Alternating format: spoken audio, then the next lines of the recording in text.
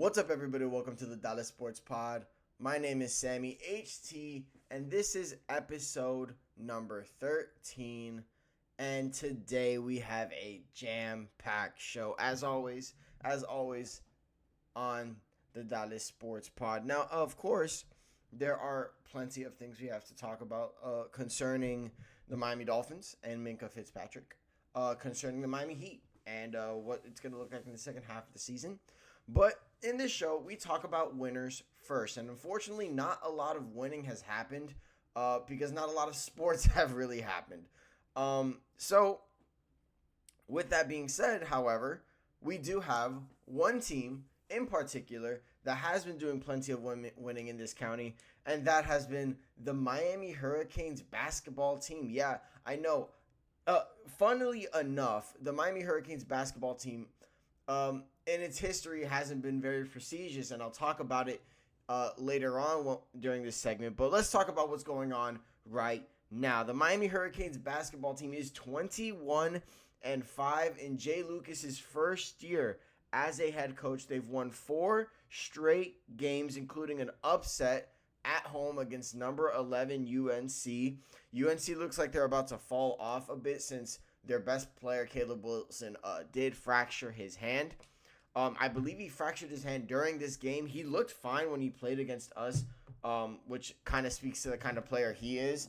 But wishing him the best in recovery. But with that said, we beat number 11 UNC, won 4 straight, and we've won 6 out of our last 7 games, including nail biters against North Carolina State on the road, and more recently against Virginia Tech at home. It really looked like after the Clemson and FSU games, which were played before we've won 6 on our last 7 games, that it was going to be a bit of growing pains. But with that being said, we seem to shrug those games off.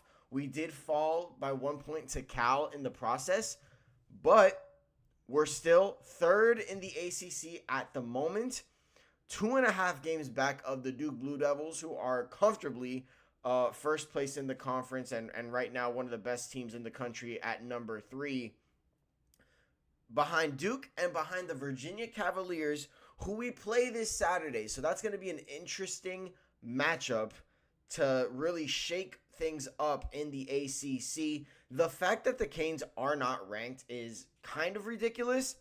It is ridiculous, but it's completely fine. It's completely fine. I'm okay with not being ranked for now. I'm okay with being disrespected.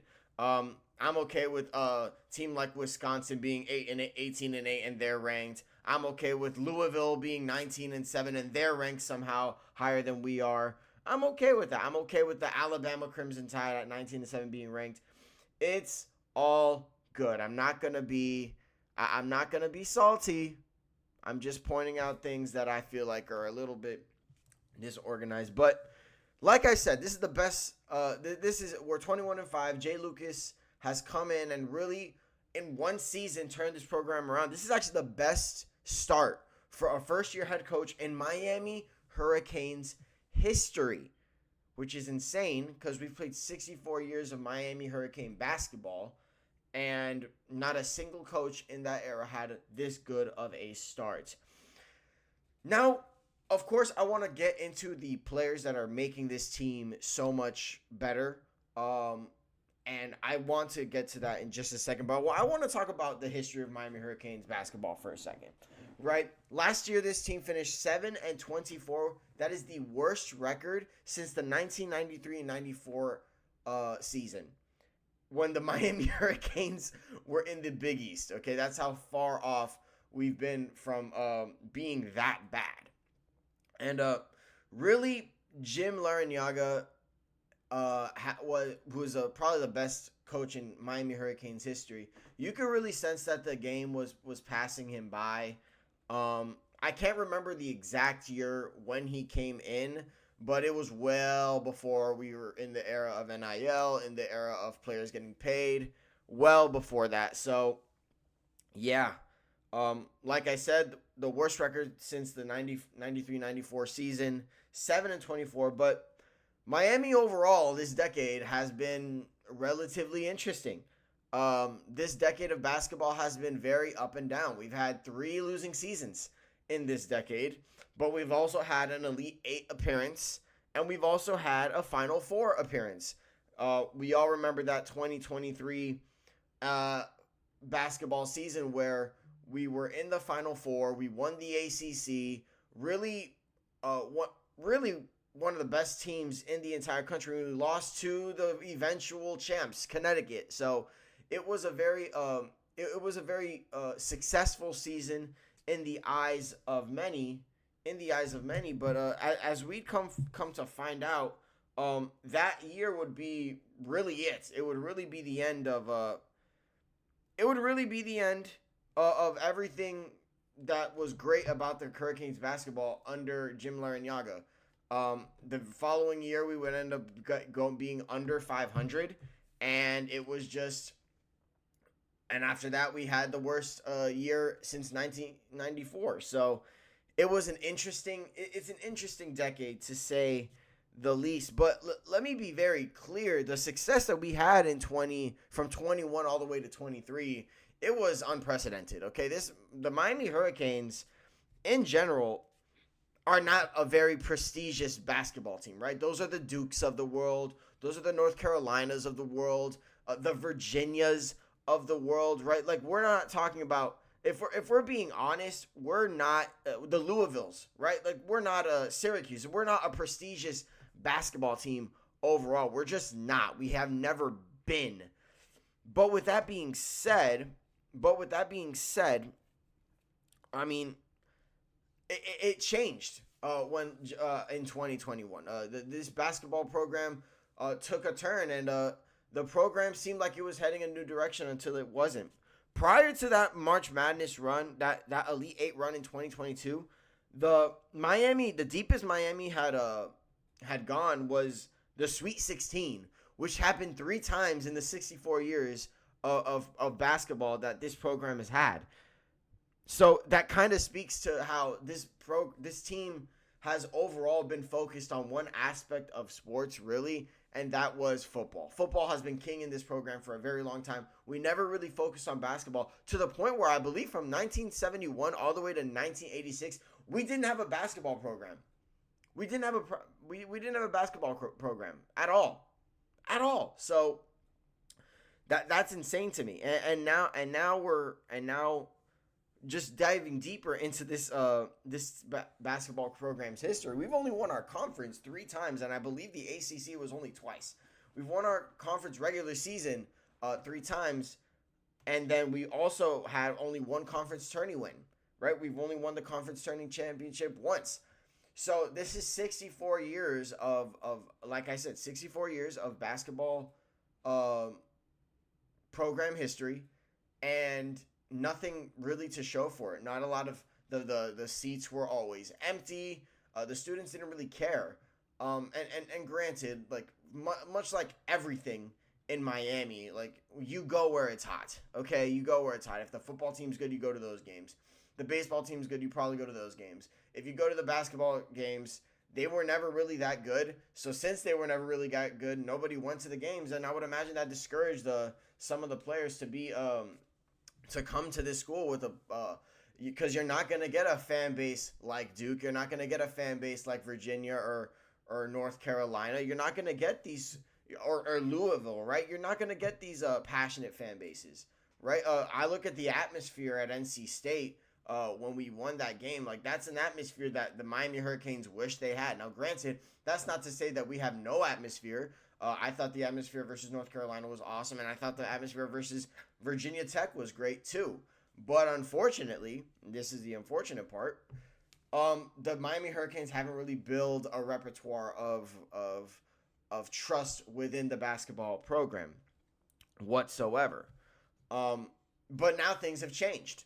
Things have significantly changed, right? This team is hot now. This team in 1 year last year was, like I said, seven wins. We have now doubled that win total to 21.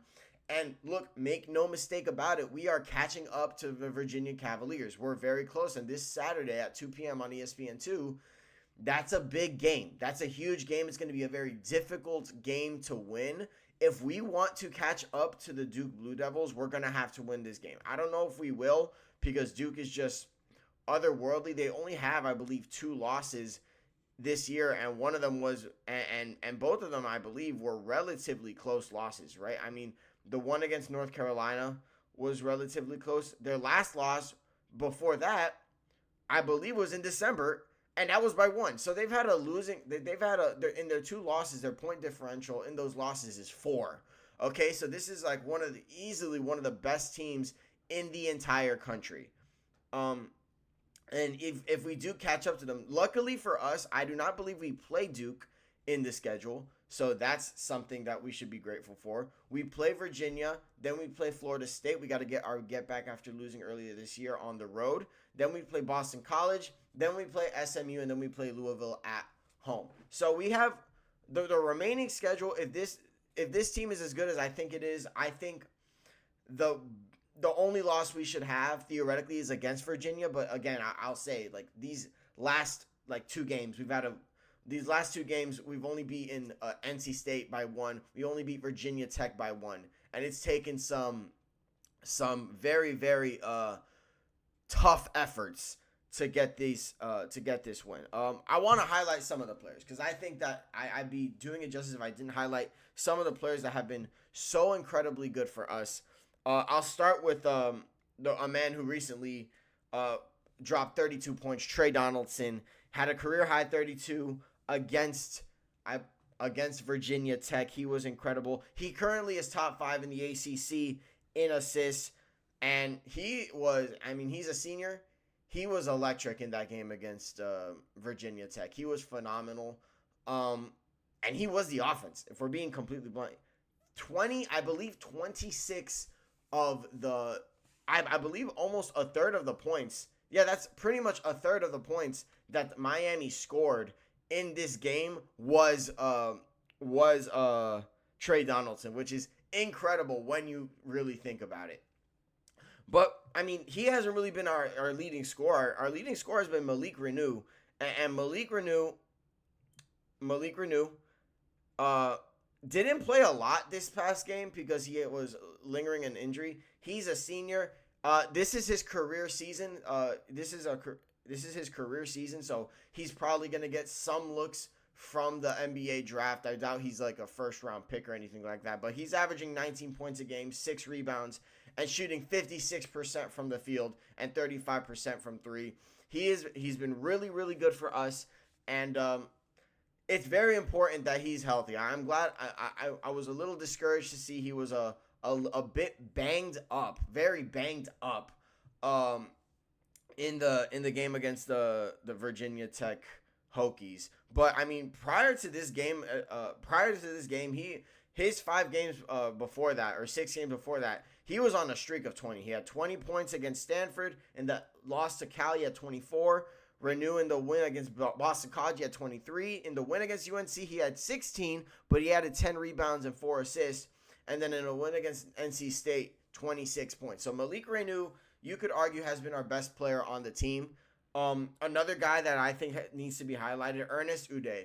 The rebounding that this guy has changed a lot of our games. We're one of the best rebounding teams in the ACC, and this guy, Ernest Uday Jr., is a big reason why that is. He's second in the league in the ACC in rebounds. So he's been really good, and he's a big part of the success that this Miami Hurricanes team had. And I'd be remiss if I didn't shout out these players who've been big contributors as well in this team. I think I shout out to guys like True Washington. True Washington recently returned. He had those big free throws against North Carolina State that ended up winning the game against NC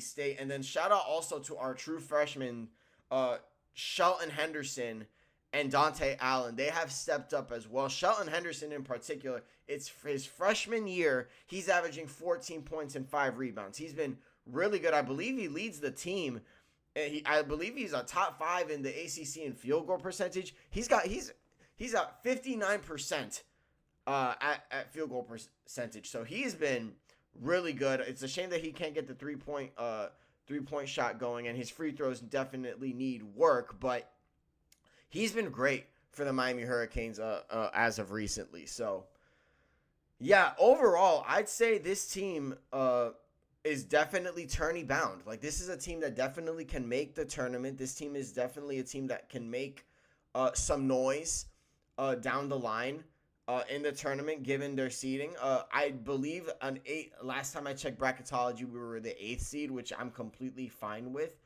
I think we can get it higher I think it can be a lot higher if we beat teams if we can beat Virginia. And if we can beat Virginia, guys, we can win out. I believe it. I thoroughly believe it. Our last difficult game would probably, we'd obviously have to get through the road games against Florida State and SMU. But, I mean, at home against Louisville, who's currently ranked right now, I don't think that's going to stand after their losses recently to SMU.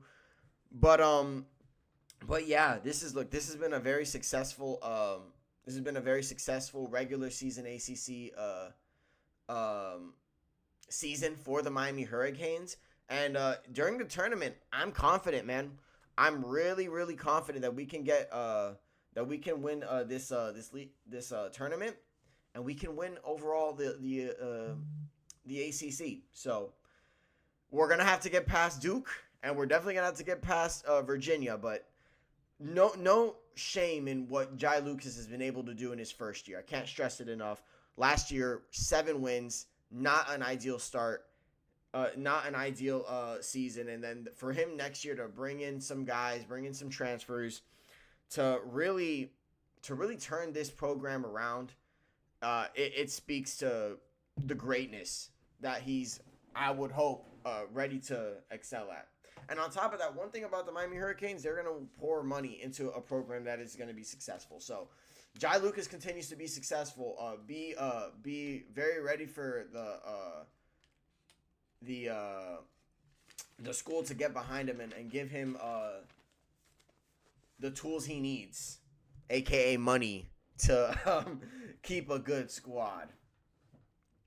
Unfortunately, that is the end of all the winning that we're about to discuss. Unfortunately, the next 2 topics revolve around teams that have not been winning recently, and that's the Miami Heat. We'll start with the Miami Heat. The Miami Heat enter the second half of the season 29-27 after the All-Star break. Right now, the Miami Heat sit at the 8th seed at 29-27. We are 2.5 games ahead of the Hornets, who have been super hot recently. They've won 9 out of the last 10. And we're only a half game behind the Orlando Magic. Unfortunately, the Orlando Magic are going to have the tiebreaker against us because we have not beaten the Orlando Magic. So, I mean, what can you really do about that? The good news for the Miami Heat is that the play-in tournament doesn't have to happen. You see the 76ers are only 2 games ahead of us. And the Raptors are only 2.5 games ahead of us. Now, I don't want to talk about Cleveland because Cleveland's about 5.5 games, and they recently acquired James Harden. They look really good. And I'm not even going to discuss the top of the conference because, I mean, we don't deserve it quite yet. We don't deserve it at all, actually. The Miami Heat have the 3rd lightest schedule. They have the 3rd lightest schedule in the Eastern Conference and the 6th lightest schedule overall. Say what you want about the Miami Heat and the direction that they chose and their decision to just not buy in and go all in and trade some of the assets that we have in Norman Powell and Andrew Wiggins and etc. Say what you want, but they've chosen their direction. For this season, they chose the direction. They're going to try to win now. And they have the 6th lightest schedule in the league, the 3rd lightest schedule in the East. There is really no reason for us, given what you said, what the Heat have said, and they've said this a lot, that they're trying to win now. You're trying to win now. That's completely fine by me. I am not against winning. I'm not opposed to winning. The problem is, it has been a very long time since we've won consecutive games. It's been a very long time. As a matter of fact, this month of February, we haven't won consecutive games. Ironically enough, the entire month of January, we won consecutive games, I believe, once. Yep, and that was against the Jazz and the Suns, who were without Devin Booker. So, only winning consecutive games once since the beginning of the new year is not ideal. It's not ideal once whatsoever. But luckily for us, we have a light schedule. Not that has stopped us before, because we've lost to the Utah Jazz, who are actively tanking. Tyler Hero is set to return, and he's practicing today. That's encouraging. That's very encouraging. What's not encouraging is that he's missed 15 straight games with this rib injury. And let's be blunt here, he's been disappointing. He's been very disappointing, and it's been an unlucky year for him. He's in a year where he's fighting for a contract. He started the year off getting ankle surgery, and then it turned into turf toe, I believe, and then now it's a rib injury. He had 3 broken ribs that he suffered in a loss against Indiana, who also sucks, by the way. And now we're here. And now I'm just hoping that he strings games together, like he plays the rest of the season. Because he has to. He has to play the rest of the season to give anybody any kind of hope that he deserves. First of all, he's not getting extended this offseason. He didn't deserve it. He hasn't been healthy. And you can't be inconsistent and say, oh, Jimmy has to be healthy, and then Tyler Hero's not. He has not been healthy. And he carries a heavy offensive load whenever he does play. So I just hope he strings games together. And and more importantly, that he meshes well with Norman Powell, because you have to assume that Norman Powell and Tyler Hero are going to start next to each other. And even though some people are against it, given the defensive lapses that are going to happen with that lineup on the court, unfortunately, it's just the way. I find it hard to bench a player of Tyler Hero's caliber, who was an all-star last year. So, and is still getting paid handsomely. I believe he's making $30 million this year. So you got to make his money's worth. He's got to make his money's worth. Miami right now sits at 17th in offensive rating and 4th in defensive rating. So the defense, supposedly, statistically, has been as advertised. It's been good. And I expect nothing less from an Eric Spoelstra defense. The problem becomes the offense. Now, some players that I want to highlight. Tyler Hero, I'm going to go back to him. When he comes back, is this offense going to resurge again? Was the first 2 months of the season, was that just a fluke? Was that just something that it was a fugazi? A farce? Well, so far, I think it's safe to say that, yeah, it has been, because, quite frankly, this team, unfortunately, has gone back to being mediocre offensively. And there we are, we're mediocre. Now, granted, we're better than last year, where we were one of the worst offensive teams in the league. We're way better, but middle of the pack still isn't good enough if you're trying to compete in the East like the Heat are trying to do. So can Hero, I have a couple questions. Can Hero get back to form, essentially? Can he play well? Can he average 23 a game like he did last year? Can he facilitate the offense in a high level? And will Spo cater to Hero when he comes back, right? Are we going to see more pick and roll? Are we going to see Hero controlling the offense more with his usage rate? Are we going to see that? Because the way the offense is, it's a lot of movement. but also a lot of isolation. So will Tyler Hero's game be affected by that?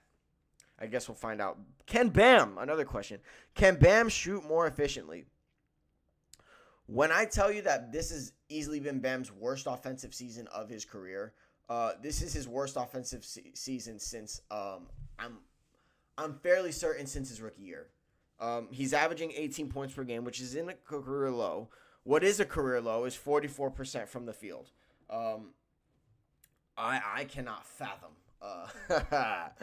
I cannot fathom being that bad as a big man from the field. 44%. That is pitiful. It's just pitiful. For a big man, that is pitiful. And in his last 15 games, he shot 42%, which is even worse. Now, granted, he's averaged 21 points per game in those 15 games, but I mean that low efficiency. I mean, it's not good. It's not good. It means you're taking a lot of shots and they're not going in whatsoever. And then finally, can Norm stay healthy? Can Norm stay healthy, and can he stay in his all-star form? He's averaging 23 points per game this year, 48% from the field and 39% from three. A revelation. And in a year where Tyler Hero was out, he filled the scoring void well. The passing void, the playmaking void, the ability to navigate through pick and roll, that void, he hasn't been able to really do much there. But guess what? But I mean, yeah. The young guys, they need to play in this last stretch. If we're gonna win, I want it to be because of the young guys. That's Kasper Jakushonis, that's Jaime Jaquez Jr., and yes, that means Nikola Jovic. And he's struggled this year, and a lot of Heat fans are very upset with him, but he is also still very young. We have to give him time. We need to. We have no choice. We have no choice because we already extended him. So we have to hope for the best. So more cast minutes, more wear minutes. I don't need to worry about Jaquez Jr. because he gets plenty of minutes. He has the trust of Spo. I can't. I don't know if I want to like pound the table for Jovic's minutes because he's just been so dreadful this year. But I want to see him get better in this second half of the season. Maybe this is reset in the All-Star break can really turn things around. Less Drew Smith minutes, less Simone Fontecchio minutes. We don't need those guys playing that many minutes. We don't need Drew Smith playing that many minutes. We don't. Kasper's is better. It's pretty clear he's better. And Cass's upside is so much better. I'll get to him in a second. But yeah, Simone Fontecchio had a hot start to the year. Since then, he's just been cold. It's just been really bad for us. And granted, I want to make this very clear. Granted, like, did I think we should keep Duncan Robinson? No, because I feel like he saw everything out. But I mean, Simone Fontecchio, you could have fooled me in the first month of the first 2 months of the season. But now he's shooting 39% from the field and 35% from three on 5 3-point shots a game. Oh my, he's 17 minutes, 5 3-point shots a game. That is crazy to me, but it is what it is. It is what it is. We have to build the future of this team because the future of this team is really all we got right now, okay? I mean, look, let's be honest. Right now, Bam Adebayo is in his prime right now, and he's having a career low season. Tyler Hero's constantly been hurt, and Norman Powell and Andrew Wiggins are likely going to be free agents this offseason. We have to build the young guys.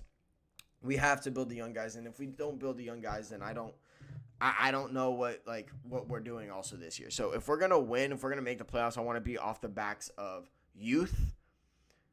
the youth movement, and off the backs of some great play from our best players, so Bam and Tyler, and see what that brings. Okay, I don't know if it's gonna bring a first round exit or anything like that, but let's be honest. Let's be honest here, guys. Like we have no point in tanking anymore. These teams right now are tanking. Okay, that we're not gonna catch them. So it's a great draft class. We're not gonna reap the benefits of it. Fine. Let's try to win some games. Let's try to get out of the play-in. Let's get out of the play-in. We're 2 games behind. We can do it. The Where Bam front court.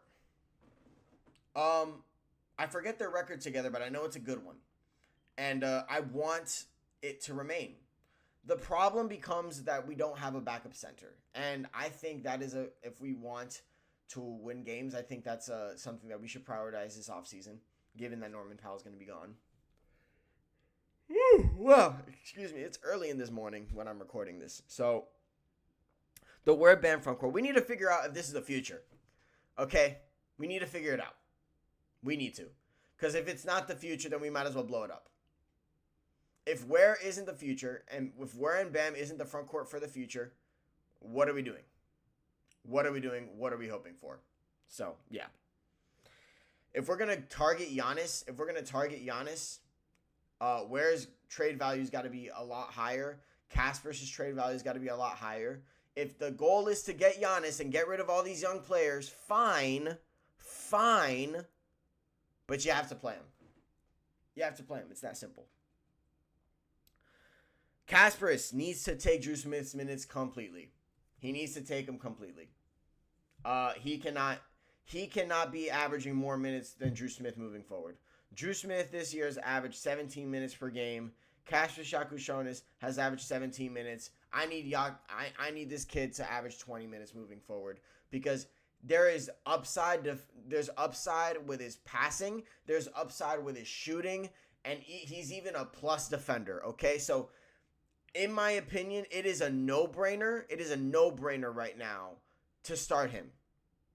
To not start him, but to play him more. He's shooting 45% from the three-point line. Okay, he's a flamethrower. There's too much upside with Kasper's overall for us to play Drew Smith. It's that simple. That's simple. Pelle Larsson, he needs to play. And I think he needs to start. And if that means benching Davion Mitchell, you do it. If that means benching Tyler Hero, you do it. Pelle Larsson is too good of a player. He's too good of a player to keep on the bench. He just is. He's a great defender, a solid three-point shooter, a good pass. He is a Swiss Army knife. And I feel like keeping him away from the starting lineup, it's not in our best interest of winning. If Spo wants to give us the best chance to win, Pelle Larsson starts. So he rounds out the starting five, in my opinion, better than a Tyler Hero can and better than a Davion Mitchell can. Now, shout out to Davion Mitchell. That guy, Davion Mitchell, has lived up to every fiber of that contract that we gave him this year. He's averaging 9 points and 7 assists. 7 assists leads the team, right? And on top of that, he's shooting 46% from the field and 40% from three. He's been a great for us, right? So if you don't want to bench him, I'm okay with that. If you are going to bench him, Pelle Larsson needs to be there. But I don't know, man. Davion Mitchell, he's been really good for us. He's been really good for us. Pelle Larsson's been good for us. They've both been really good for us. Stick with what's been winning. If we're going to win, like I said, it's going to need to be with the young guys. We gain nothing playing vets. We gain nothing playing Drew Smith. We gain nothing playing Simone Fontecchio. Play the young guys, okay? Play those guys. So we can figure out what we have. We can figure out if it was a mistake to extend Jovic. We can figure out if it was a mistake to draft Khalil Ware. We can figure out if Kasparis is the point guard for our future or not, okay? We have to figure these things out, right? I get extending guys like Myron Gardner, who, by the way, we did extend, I believe, yesterday. Congrats to him on that. I get extending guys like that. I get that. But my thing is that, like, we eventually need to find out if these guys are stars. These young guys are stars. We got to figure that out. Because it can't be us getting undrafted players and surrounding them with players that are not stars. Bam Adebayo, as good as he's been for us his entire career, he's at the best a third option or low-tier second option. The same thing can be said about Tyler Hero. So you want to get these undrafted guys? Sure, fine. I'm cool with that, but we have no stars, right? We have to figure out if those stars are on this team right now in the future. If Ware is, if Kasparis is. Okay, we got to figure that out. We need to. And Heat fans will feel much better. We'll feel so much better. Us winning with young guys than us winning with the old guys. Right? Like, if we win this year with some of the old guys. We're gonna celebrate. But it's not something for the future. What does that do for us? It does absolutely nothing, right? The Heat fans will be ecstatic if we're playing these young players and we're winning. Ecstatic. So let's focus on that, man. Let's focus on winning. Let's do that. If you want to focus on winning, fine. It's got to be with the young players, though. It should be with the young players. Let's move on. Excuse me. Miami Dolphins put Minkah Fitzpatrick in trade talks. So after a week where earlier this week when Miami cut Tyreek Hill, we have cut Bradley Chubb, we cut James Daniels, we cut Nick Westbrook-Akine. The Miami Dolphins are now fixated on trading Minkah Fitzpatrick. And I don't blame him whatsoever because I think Minkah Fitzpatrick still has some great value, even at the age of 29, five-time Pro Bowler and a 3-time All-Pro. So, and he had a solid year this past year. So, I 100% back the decision to trade Minkah Fitzpatrick. Obviously, that's going to give us a bit more dead cap money, but somebody off the books getting a first-round pick, I think that's not a first-round pick because I don't think we're getting a first-round pick for Minkah. Getting some draft picks in general for a guy like Minkah Fitzpatrick, I think will definitely work out. Dolphins traded for Minkah Fitzpatrick and a 5th in exchange for Jalen Ramsey, Jonnu Smith, and a 7th. So I think that trade worked out pretty well for us. The safety play over in Pittsburgh did take a hit. The secondary wasn't very good. They had to actually plug Jalen Ramsey at safety. And he did okay, but he definitely wasn't the player that Minkah Fitzpatrick was whatsoever. So that got me thinking. What other players are the Miami Dolphins going to consider trading? So I have a list of players here that the Miami Heat. I have a list of players here that the Miami Dolphins are going to think of trading. First person, Jalen Waddle. Now, with Jalen Waddle, he has been interesting. It's been an interesting career for Jalen Waddle, to say the least, because while he has, in flashes, been worth the 5th overall pick, it feels like there are years where he's just not healthy enough, right? He's just not healthy enough. Every time he kind of goes down, but he hasn't missed a lot of games. Like he's played in his career, he's played 16, 17 games, 14 games, 15 games, 16 games. So it's not like he misses a long period of time. It's not like he misses out a long period of time, but what I will say is that his production has taken a hit. It has taken a hit. His first year, he had 104 catches, 1,000 yards. His second year, the best year of his career, hands down. 75 catches, 1,000 yards receiving, 1,356 yards. That's a career high. And he led the league in yards per catch. So think about that for a second. There was a year where he led the league in yards per catch. But after that, he kind of fell off a cliff. Only played 14 games in the 2023 season. 72 catches, 1,000 yards. It was the Tyreek Hill show. And his first, this is an interesting stat to me. In his first 2 years, he grabbed 14 touchdowns. In his last 3 years, he only has 12. So he's not the red zone threat either. Now, granted, this year, he had a much better year than last year, okay? 64 catches this year, 910 receiving yards, and some piss-poor QB play. This piss-poor QB play this year, piss-poor QB play last year, I mean, it was bad. So you got to think that teams are looking at him and saying, if we pair him with, if we, give him a good quarterback, he can be a really good receiver for us. And even though we did extend him, I'm willing to bet that some teams are willing to take on that money to try to win. So, with that being said, man, with that being said, man, Jalen Waddle could be a candidate to trade away because he still could very well he still could very well be a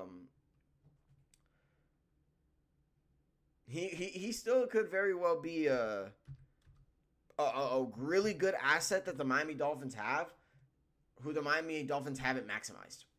So he's my first candidate. Second one, Devon Achane. This is gonna break y'all hearts. This year he was incredible. And this year, 1,300 rushing yards, 8 touchdowns. First 2 years prior, he was great too. Let me make this very clear. In 11 games back in 2023, he had 800 rushing yards. 800 rushing yards. That's incredible. This year, he wasn't just a threat rushing the ball. He was a threat passing. And matter of fact, he was a threat passing last year as well. He actually had 592 receiving yards last year. This year, he had a bit of a drop-off, 488. But like I mentioned, he had 1,300 rushing yards. He was one of the best running backs in the league. A top 5 running back in the league, no question. Now you're probably asking, why in the world would we trade him? Guys, he's a running back. Running backs have short lifespans. And off the value that he has tremendous value right now. He does. It's okay to admit he has tremendous value right now. And trading him now would give us the most value. No question about it. He's also due for a contract extension. He's gonna need to be extended anyway. Can we afford to extend him given the state of this team right now? Can we afford to? I don't think we can. I don't think we can afford to extend him. Does Jeff Hafley believe he's a building block for the future? He is only 24 years old. Turns 25 this year. Will he be around when the Miami Dolphins finally find success? I can't say that John Eric Sullivan isn't considering it. He has to be. So he's another candidate. Another candidate, I think it's a lock. This is a wishful thinking. Trading Tua.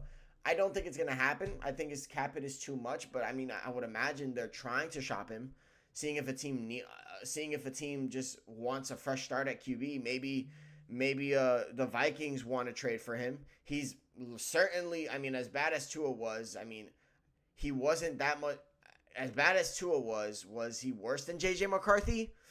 I don't think those two are that far off. So, and we've seen Tua have success in this league. So, I think it's a contract too big to trade away. I think we're going to have to eat that dead cap, that $99 million dead cap money. That's, oh my gosh, I can't believe that's an actual thing we have to eat up eventually. So yeah, Tua Tagovailoa, definitely a guy that I hope we trade. Another guy, and this is my last guy, Jordan Brooks. Jordan Brooks is also coming off of his career year season. He was an all-pro this year. He is due for an extension as well. So are we going to at all consider him? Are we? I think we should. I mean, an inside linebacker like him, I think we definitely should consider it. He led the league in tackles this year, both solo and combined. He was a first-team All-Pro. First-team All-Pro this year. It's got to be considered. It has got to be considered. He was electric. He was amazing for us this year, and I definitely think that he has to be considered to stay here long-term. I understand he's 28 years old. I think linebackers have longer lifespans, so I think we can rely on him to be really, really good.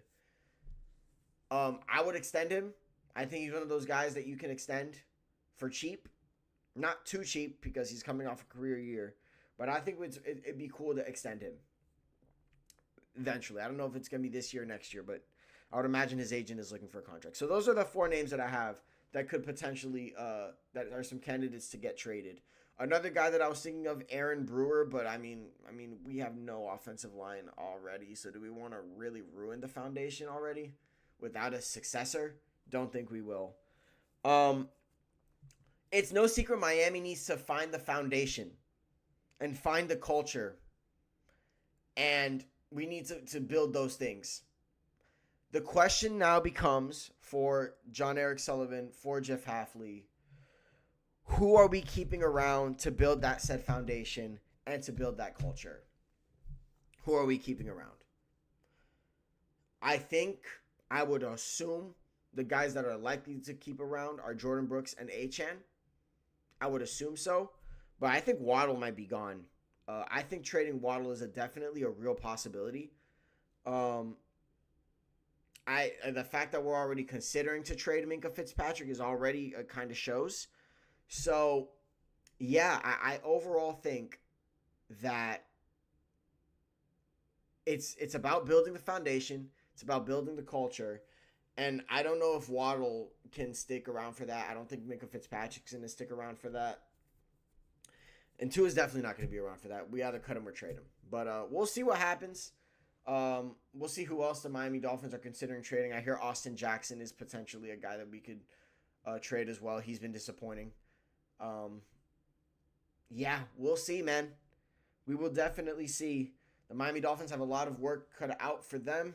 I thank you guys so much for watching this video. Please like, comment, subscribe if you are new. This has been Sammy HT, episode 13 of Dallas Sports Pod.